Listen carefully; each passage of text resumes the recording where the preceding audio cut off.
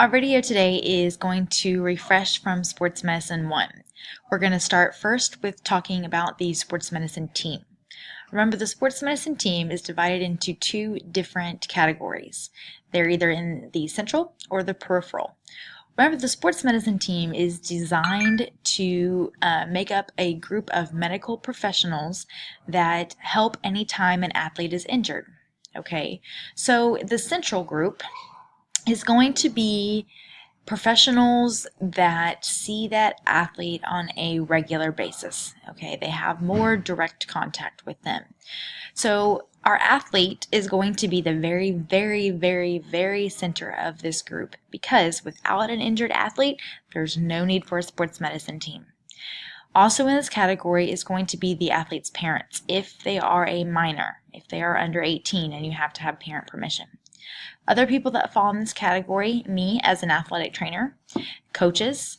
You also see our team physician here because they have that direct contact, all right, even if they don't see them every day.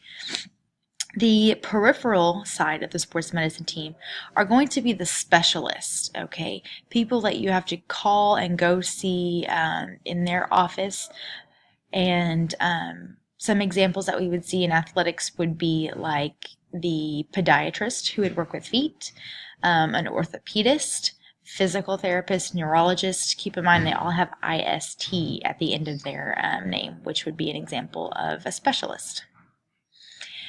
The next category for our refresher is accreditation. Okay, in different programs in college, they have to do certain prerequisites basically in order to be an accredited program. And why does this matter to you? And this is not just in athletic training.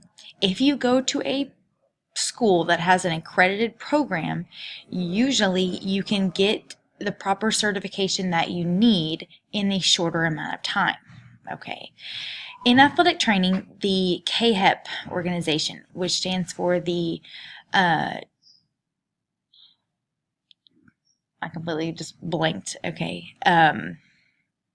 Commission of Allied Health Education Programs. Okay. They are the group that goes in and looks at the program and makes sure that it's basically up to snuff. All right.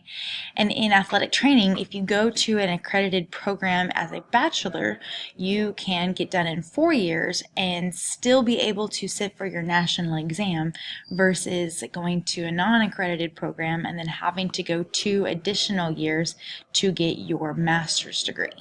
Okay, and so as a quick reminder for our types of accreditation, we have 4 different types: license, certification, exemption, and registration.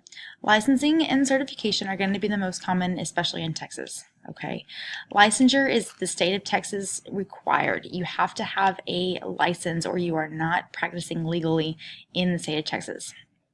Every state is a little bit different. Some other states follow this rule and some do not. Certification is nationally recognized, okay, and this is definitely is the most popular option, because if you have your national certification, most states look at that as you are good enough to be to practice in their state. Texas makes you do a licensure as well. The other 2 are exemption and registration, and those are really not as common anymore. So I definitely want you to make sure you know all 4 of them, but definitely the licensure, certification are going to be the ones that we're mainly concerned with. Our next category is workplace, traditional settings versus non-traditional settings. A traditional setting would be like me, working in a high school, working in a college, okay? You can also see a lot of people working in the professional side of things with professional teams. More and more traditional setting is starting to change a little bit and incorporate fitness centers and rehab clinics as well. That's kind of more of a new thing, okay, as things start to change. And then with that being said, a professional team is slowly starting to creep back into the non-traditional setting, just because they don't have as many people. Also working in different industries and with the armed forces. Our last part for today is talking about planes and positions. And remember, a plane is a different way that your body is split in order to use it kind of as a reference point.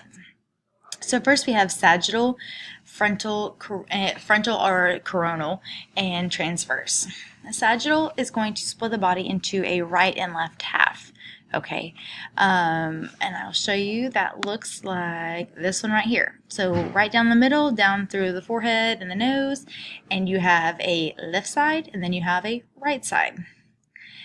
Going back to frontal, you have it split basically from your head down through your ears, and you've got a front half and you've got a back half. Transverse, shown right here, you have a top half and then you have a bottom half. Now, this is seen as a reference point a lot, especially in anatomy. Okay, so with that being said, we have some questions for you. I want you to look at these and figure out what plane you think this is. We're going to talk about this in class. I'm not going to tell you the answer on this video, but this has been a plain view of different parts of an actual person. And I want you to kind of look at it and see which plane is each of these pictures. We're going to talk about this in class today. Okay, the next time we meet again, we will talk about muscles and bones. See you soon.